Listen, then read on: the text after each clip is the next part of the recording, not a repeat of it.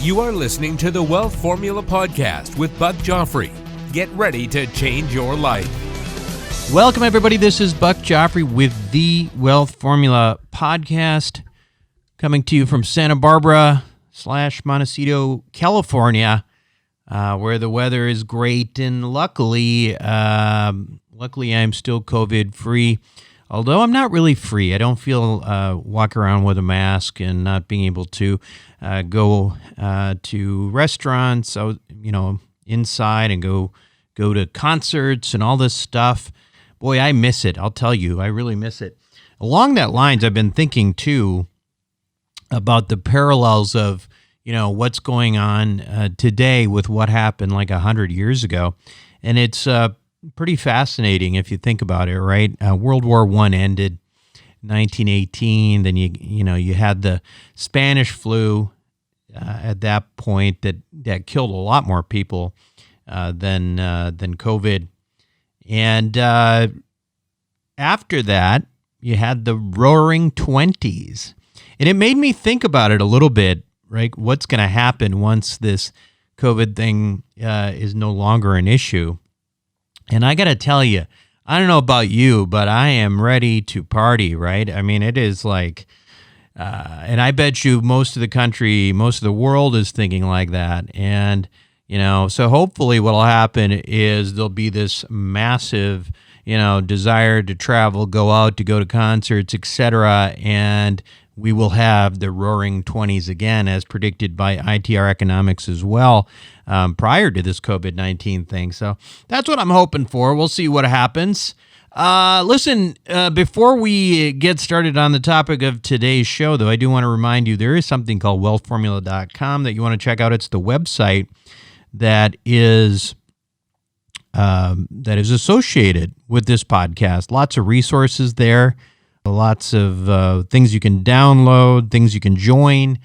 There is an investor club for you accredited investors who are tired of sitting on the sidelines, because that's not what you should be doing, especially these days as we reset the cycles and there's opportunities coming along. You gotta join, man. You gotta join. If you are an accredited investor, stop being on the sidelines. Join us for Investor Club. Anyway, on to the topic of today, which relates to my friend George Newberry, opportunities in real estate and for entrepreneurs. Entrepreneurs are just professional problem solvers. And a lot of them, frankly, they are, of course, all of it, we all like to make money, but for entrepreneurs, making money is sort of like keeping score, right? It's how you keep score. I mean, if your business is successful, you make money. If it's not successful, then you don't make money. So that's kind of what I mean by that. And I know this firsthand because I am an entrepreneur at my core. And I have to tell you, that is not me bragging at all. It's not a choice I made. It's the way I was born. And entrepreneurship is not usually glamorous, is frequently depicted in the movies, on TV shows, etc. Most of us entrepreneurs have more failures than we have successes. And believe me, those failures can create profoundly negative effects for the people around us. It can be a little bit of a curse, frankly, right? Like any addict.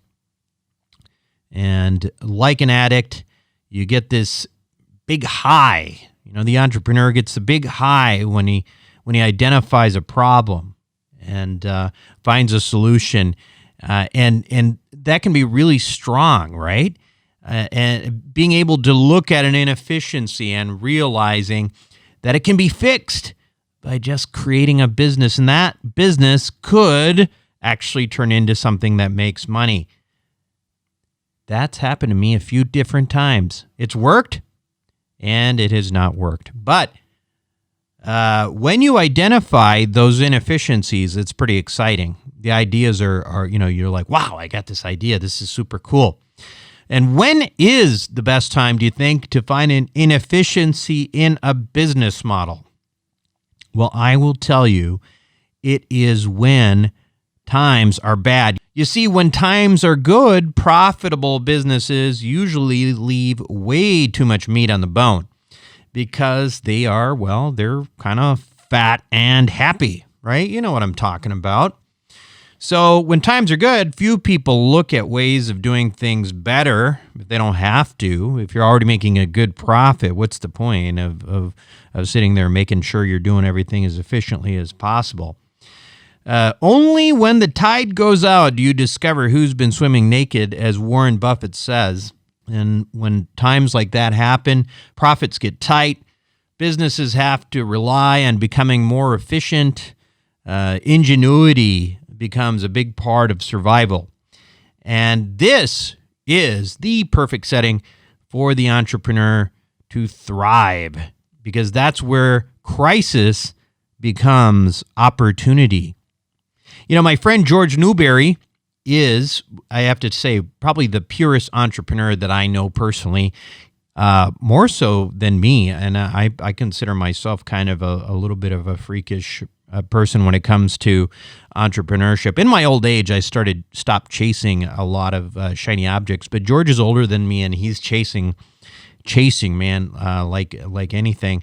And he's actually doing really, really well with a bunch of them. He's been on the show several times. You know, he's the founder of AHP Servicing. We had him on with his business Debt Cleanse.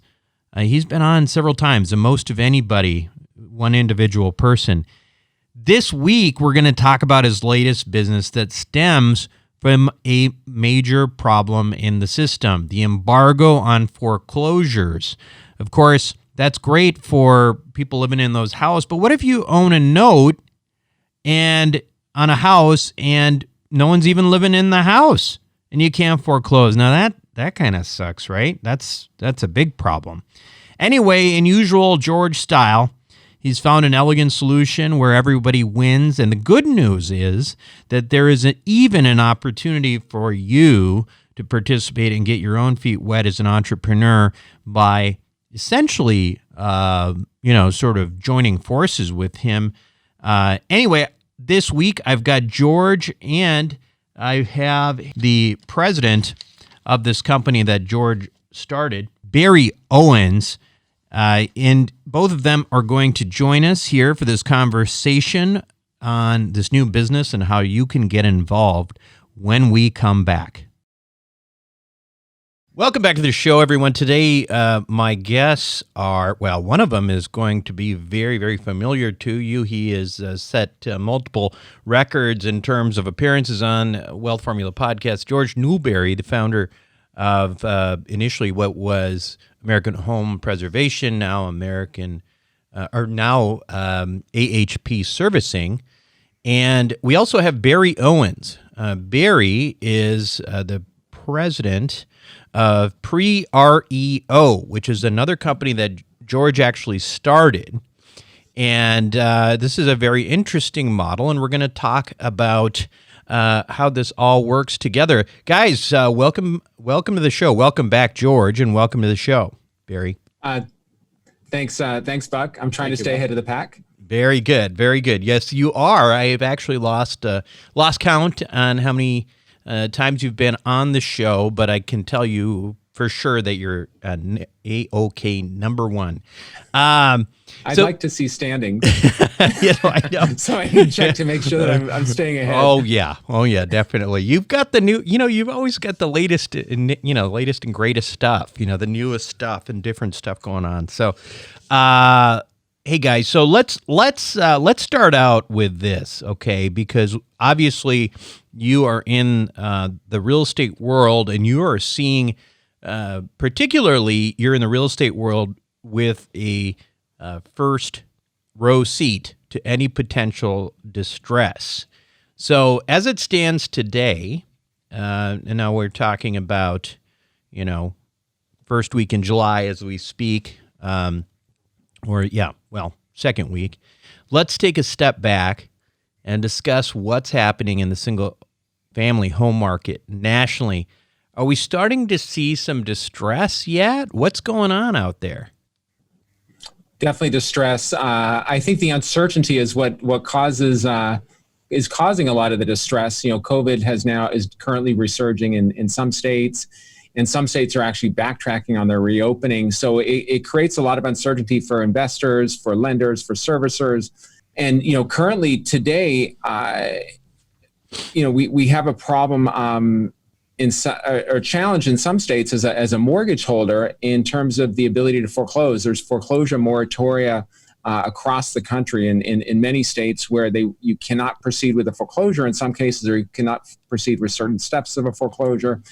And that's fine. It's deserved. I mean, we want to protect the homeowners, but in some cases, the homes are vacant or the family's passed away and the home's just sitting there vacant. So that's a problem.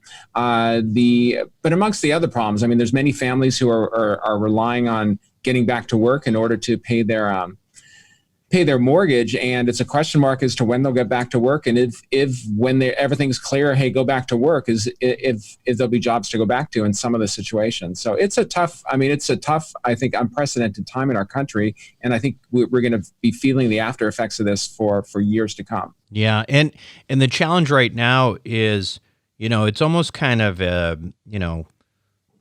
sort of anticipation of what's going to happen in the next couple of quarters, right? Is the potential for some of these safety nets going away. That's potentially when we're going to, see a lot more distress in that single family market. Do you agree with that? Definitely agree with it. There's been the stimulus. There's been, the boost to unemployment. So I think that's helped get people survive the first few months. And I think there's going to be more of that. So last go round in 2008, the government did step up and supported some modification programs. A lot of states provided different state administered homeowner assistance. And we're already starting to see that. Illinois just unveiled their program in the last couple of days. Montana's already released their program. I'm only aware of 2 states that are providing direct homeowner assistance, but that's starting to happen. I think we're going to see that across the country soon.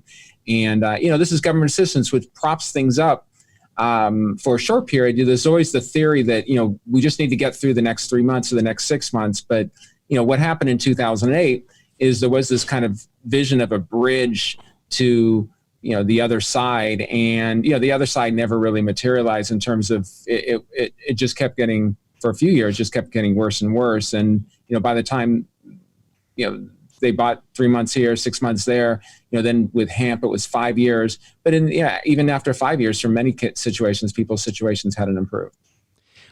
As long as you're here, and I know we're going to talk about pre-REOs, but I'm curious. From my understanding, listening to investors on AHP servicing, I mean, certainly, the people are still getting their payments like clockwork every month, et cetera.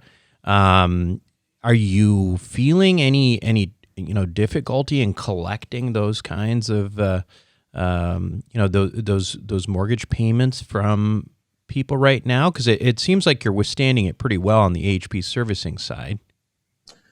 We're withstanding it reasonably well. There are homeowners who are on forbearance plans. There's other types of payment arrangements that we're making with families who are in distress. But I think a big chunk of our revenue comes from the ultimate disposition of the property, which in lots of cases is the sale of an REO. We can't do that, and that's a challenge because in some cases, we can't foreclose. In other cases, we have foreclosed. I mean, I can think of one property in particular. We foreclosed in January. We still don't have the deed to the property because the sheriff's office has been closed since March. And so we're hoping that changes. In some places, we do have a deed, but the recorder's office is closed or has reopened, but is very far behind. So there's a lot of factors which are really impacting or drawing out our revenue. So right now, it's created a challenge not on distributions. We've been able to cover those, but on redemptions, a lot of people with COVID have needed have requested their investment back because of because they're facing unexpected challenges of their own, and we're doing those in the order received. But it used to be within 30 days, and that's just been tough to keep up with just because of the increased volume, and then couple that with the decreased revenue because things are still shut. So and we thought it would be, at the beginning, we thought, 30 days, this would be back to quasi normal. And here it is, 4 months later, and it's not it's not back to normal. And probably the worst part of it is we don't even know when it'll be back to normal. So it's definitely a challenge. That said, all this kind of, all these challenges create opportunities, and we are trying to find means to help homeowners as well as, maximize our investment returns. I would expect that this second half of the year will be very rewarding for AHP and AHP servicing. It's just a matter of shifting, making pivots as needed to, the new reality. And I think as a servicer, we are a small, nimble national servicer, whereas a lot of the big behemoth servicers it'll be tougher for them to pivot. So I think we're trying to be nimble and take advantage of situations that we see come up. So you talk about opportunities kind of coming up. When you have issues, you find inefficiencies, et cetera, and you've been sort of a master of that over the years. And so this has led to of course the latest company, Pre-REO, and that's to understand that efficiency and where this comes up. Let's review, if you would, the sequence of events that occur after the person, defaults on their loan, and then kind of come back and talk about where Pre-REO comes in. Do you want to take some? Yeah, absolutely. So the process of a standard foreclosure action, which is everything that's in Pre-REO, is going to be in that status. The differentiator for Pre-REO versus just a regular foreclosure action is that we're dealing with many properties that are vacant. The Pre-REO product has been abandoned. The homeowner is nowhere to be found, or if they are, they've just decided for whatever reason to vacate and move to another residence.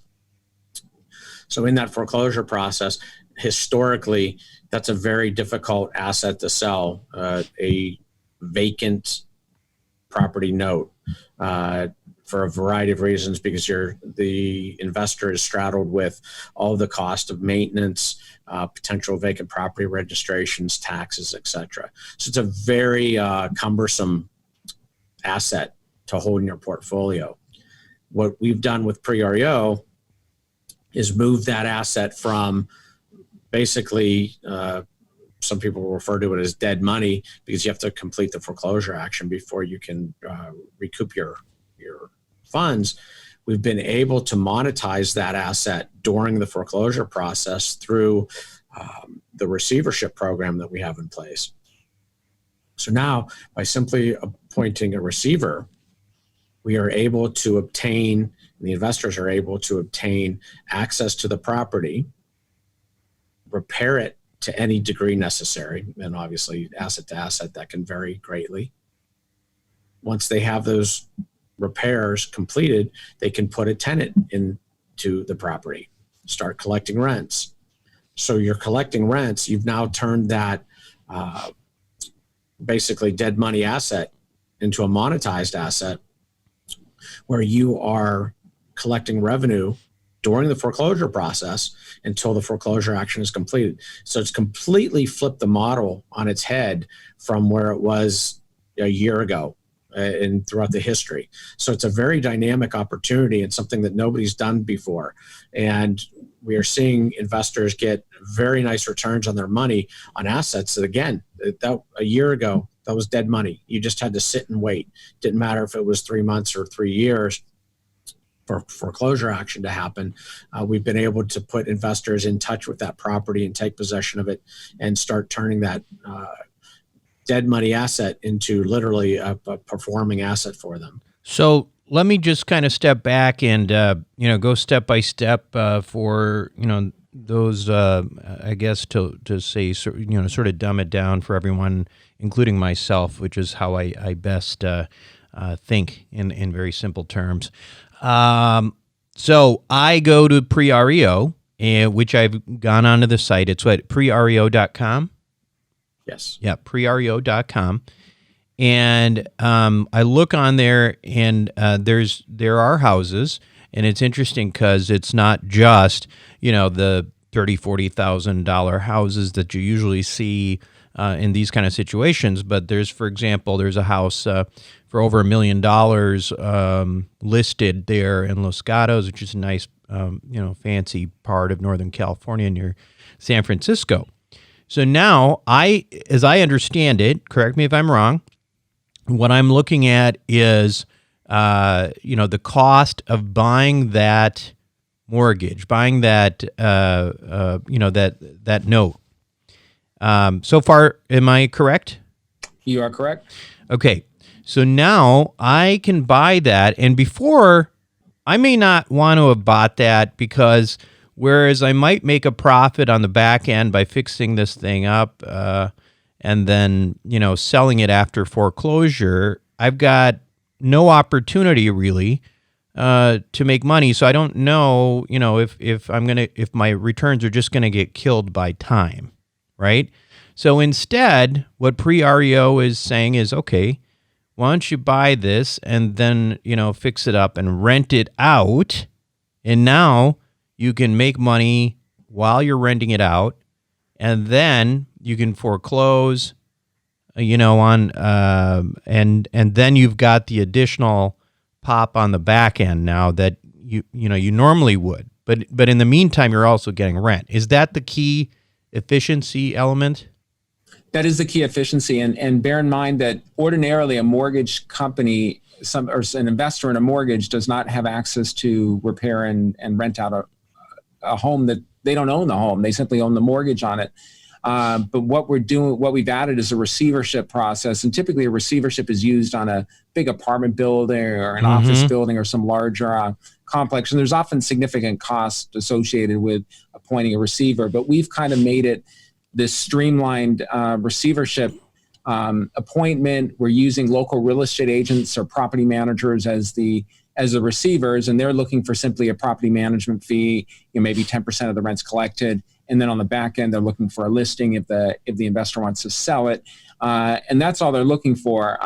And so it makes it a cost effective to do this and do it on a routine and repeatable basis, which is what we're doing with pre-REO. So, as Barry referenced, the dead money, all of a sudden, you're sitting 2 years or a year or however long it takes to foreclose on a home, depending on the state, and you would not only are you not collecting rent or any money, typically you're paying money for taxes, maintenance, grass cutting, city registration, city fines, all that stuff. So all that stuff either ends or is significantly mitigated by the rent that is collected. So it really, it kind of turns, for these it's first mortgages secured by vacant homes. For that type of asset, it really is a means, a program to maximize the returns from that asset. And Buck, just as a quick side note to that too, that can be, even though it sounds a little bit cumbersome, we have the complete infrastructure built out. So even for a passive investor, that can oftentimes work because you're just engaging with a local contractor that you can pass off the repair project to. You're dealing with a local real estate agent that can handle the all of the marketing aspect and the rent collection and all of those things. So even though it might sound a little bit intensive as far as participation, it can be very, very limited to the investor just because of the structure that we have in place to support it. And when you say structure, is it just sort of, you've got some partnerships or you help kind of find the real estate agent, or the contractor that can do these kinds of things or what? I would say it's the partners. So many times we're assigning real estate agents in many cases to the properties while we're marketing the pre-REO. So that's your built-in property manager, built-in coordinator of the local contractors, and then built-in person at the back end to sell the property. Plus, I think these are really important components. We have one law firm that handles the foreclosures and the receiverships nationwide. So it's not like you have to go to a local attorney to explain what this is. We'll give you one single point of contact, no matter where the property is in the United States. They'll be able to assist. And then one other factor is that in the United States, the vast majority of the states require that a licensed servicer services the mortgage. So AHP servicing, is here to fulfill that function. And so we cover all the bases, and it makes it so that it is something where a local investor, instead of kind of putting together a team, they can plug into our existing team. The other component that I should make sure to mention is that you have built-in leverage as well, because for each given property, AHP is going to do, essentially a loan. And so you don't have to bring, if you were looking at that $1 million house, you don't have to bring $1 million to the table. How does that work? So these are participations, is how we've structured it. So the local investor puts up 25%, and then AHP will put up 75%. And that is, we cap our return. We're earning a 12% return. So whenever we're repaid, which could be after 1 day or after 2 years or even 3 years, it's basically a 2-year term with a 1-year extension, but can be prepaid at any time. So we're basically getting a 12% return. Everything over that, if the situation works out extraordinarily well and the local partner makes 100% return or 50% return, we get 12. That's it. They get all the difference. So you're going to have to, in this situation, obviously, if you're going to use the leverage, your return's going to need to be better than 12%. What I know it's very difficult for these kinds of things to say what kind of returns, but if you do some rough numbers, what would you expect if you're an investor and you're in this kind of business? What kind of returns would you think would be realistic if you did this kind of stuff? I'm thinking 15 to 30% will be what the local investor should target. And it's going to vary by property, but it's also going to vary by, some of those $1 million homes are probably going to be less on a return side. There may be more back end. They may be able to make a greater markup on the back end, but the rent, as is typical, the rent on a low value home often seems disproportionate to the value of the property, and vice versa. So I think that's the cause for the wide range. Yeah, and Buck, we're already starting to see payoffs come in from some of our very early adopters, some of our very early customers that came in.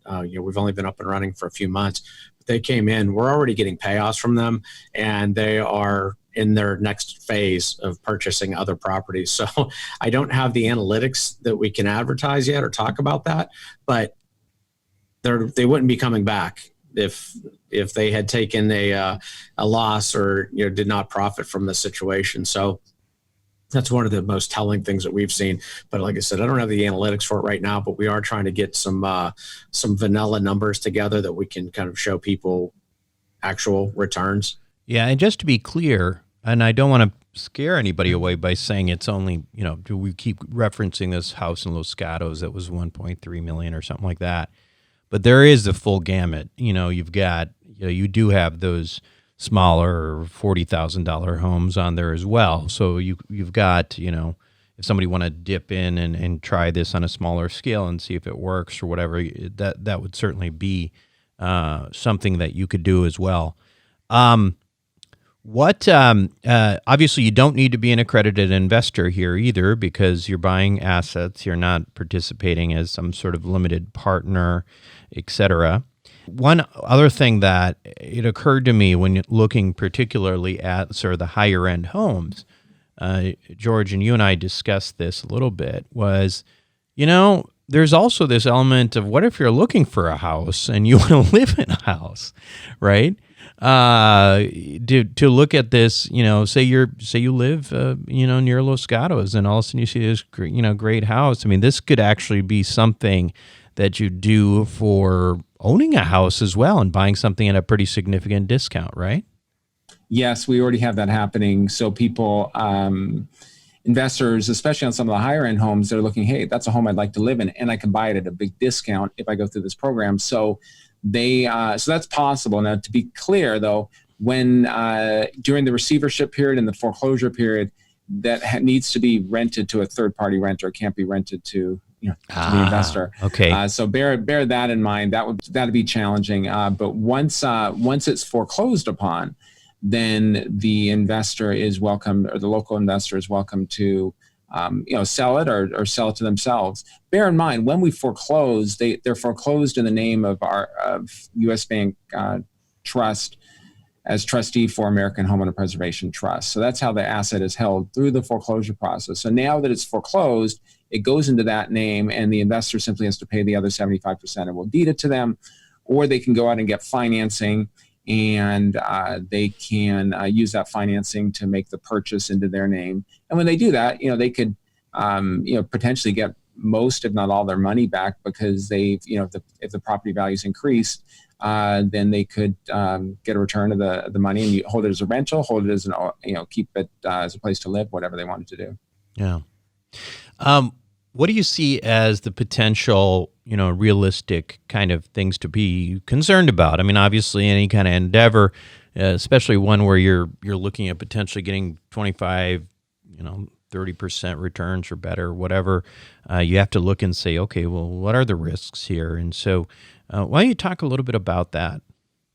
So to be clear, this will require involvement. I won't call it, it's not a completely passive investment. It's something where somebody is going to have to actively manage it, even though they could be actively managing it from behind their computer screen by working with a number of different partners. But it is something where they do need to follow up with the receiver, with the servicer, with the attorney, at least get the reports and stay on top of what's going on in order to make sure that everyone's doing what they're doing. And maybe the agent can help them be the quarterback, but recognize it's not just something where you put in X amount of dollars and then it comes back. There's going to be some active management. So I think that's one. The other part is, and this is less, I know it's going through people's minds, so I'm going to answer it before people ask. And is that what if the homeowner comes back and says, hey, I'm paying all the back payments, I want to catch up my loan, or I want to pay off my loan. What happens then? The reality is that homeowner has the ability to do that. They would have to pay up all the back payments, pay any late charges. They'd also have the legal fees and any renovation costs that have been expended by the investor and or a receiver would need to be paid as well. But it is conceivable. And what we saw this just last week, is that we had an investor interested in one of the properties that was one of the mortgages that was listed on pre-REO, and then the homeowner did reinstate, and they paid the loan up to date. And so the institution that owns that loan actually pulled it off the site. Now, if that happened the day after the investor had bought it, the good news is the investor would have probably bought it at 75% of what was due, 75% of value, whatever the number was. And they would have, the investor has to reinstate at 100%, no discounts. So they would have made money even if the homeowner did reinstate. So keep that in mind. The further it goes in terms of now renovations are being done, at some point it just doesn't make sense for the original borrower to reinstate. Even at the outset, most of these are significantly underwater by the time they come to us. There's no equity, most.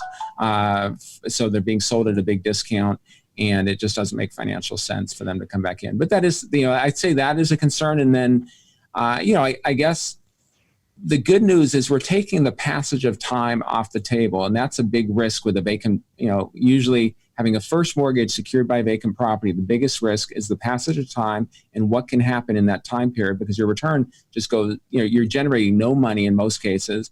And the longer it goes, your return just shrinks and shrinks and shrinks. So here we're mitigating that by having the ability to put a tenant in and rent it during the foreclosure process. That's the big novelty here. I guess the other unknowns are, with COVID, which is in some respects creating the opportunity here. Yeah. How long is this going to go? Are these foreclosure moratoriums going to last, a year or 2 years? And they shouldn't. The reality is a state should make a difference between, hey, this property is vacant, there's no homeowner that we're protecting here, so they should allow you to foreclose. And in some states you can foreclose on a vacant property, but in other states it's just blanket foreclosure, no foreclosures are happening. So that is even though you're collecting rent, it may take a little longer to get to the final disposition of these assets. And then I guess the other big unknown is what's going to happen to the housing market. I think, right now the housing market, we sell REOs. We're putting a lot under contract. They're not all closing because of COVID, but we're putting a lot under contract, strong numbers. So people are still paying good prices. So we haven't seen the big downturn in the pricing, but that's today. How is it going to be in 6 months or a year or 2 years when we're still digging out from this? I think the big thing that's helping the housing market, and will probably continue to do so, is the low interest rates. These interest rates are so low that a homeowner looking to buy a home is looking at the payment and saying, hey, I'm okay with this price because it's just so cheap. These monthly payments, and I think on that respect, the good news is the economy is so weak right now that those interest rates are probably low for a long time, and that'll help keep the housing market propped up. Long term, who knows? Yeah, absolutely. Well, certainly an interesting concept. And as you said, as you were saying it, I was thinking, wow, this is what an entrepreneur does, right? I mean, you're literally in the situation where you can't foreclose.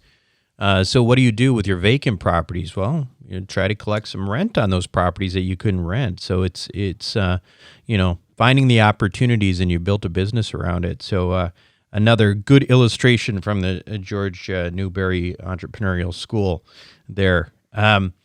Where can we learn more? Going to our website, prereo.com, PREREO.com. Our phone number is out there, 800-555-1055. There's a way to message us through the platform, but we certainly highly encourage people to call. Remember, this is a partnership. We're going into this, with a participation agreement. We're invested just like the local investor is going to be invested. So we want to make sure that everybody is, completely comfortable and knowledgeable on what the process is going to look like, what the timelines are going to look like from the foreclosure process to the receivership. So again, we have the complete infrastructure. We want to engage. This isn't just, hey, go to our website, find an asset, and put in an offer. You certainly can do that. We have people that do that, but most of them are people that have done it already. So they come back, and we don't really have a whole lot of engagement with them, maybe a little bit back and forth on a couple of items, but certainly call us, ask the questions you have, build your confidence level in it.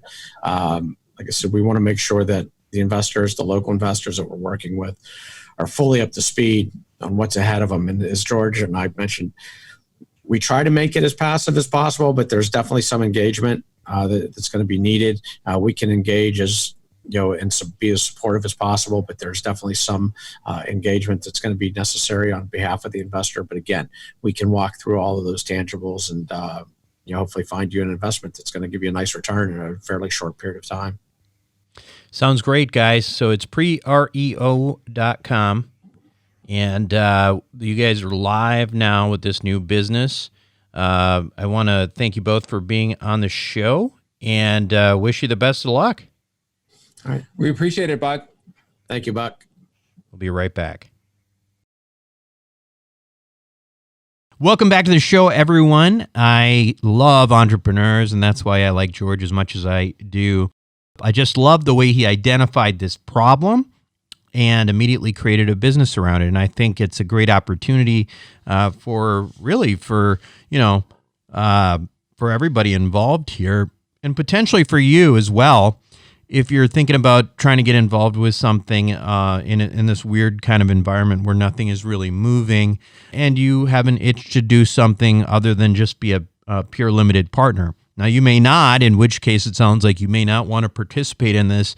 However, one thing to consider is a number of you are, taking the real estate professional designation with the IRS, and this is certainly an active activity where you can, get some hours logged. So certainly something to think about if you are so inclined. Anyway, I want to wrap this up with one more request from you, which is, if you have not yet done so, go to wealthformula.com, click at the top, and, give us a 5-star rating. It gives you a link there to go to iTunes and shows you how to give us a 5-star rating. This is really helpful. Obviously, this show is highly reliant on the ratings in terms of the guests that we get. It's always great. It pushes our show up in the iTunes rankings, and then we get better and better guests and better content, et cetera, et cetera. That would be a wonderful thing for you to do for me. Anyway, that is it for me this week on Wealth Formula Podcast. This is Buck Joffrey signing off. Thank you for listening to the Wealth Formula Podcast. Visit us on the web at wealthformula.com. The information contained in this podcast are opinions, not fact. As always, consult your own financial team before making any investment. See you next time.